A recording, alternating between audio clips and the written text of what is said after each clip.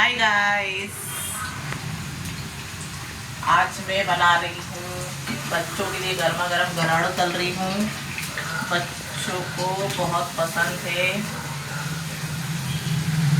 गर्मा गर्म गराड़ो तले जा रहे हैं और ये वाले हमने तल के रखे हैं। देखो, इसमें हम नींबू डालेंगे और ये रहा गराड़ो का मसाला।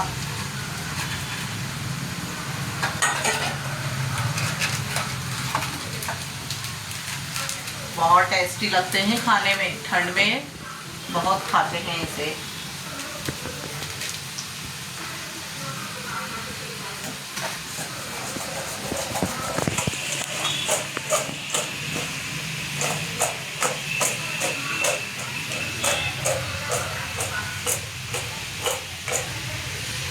ठंड में गर्मा गर्म गराड़ू।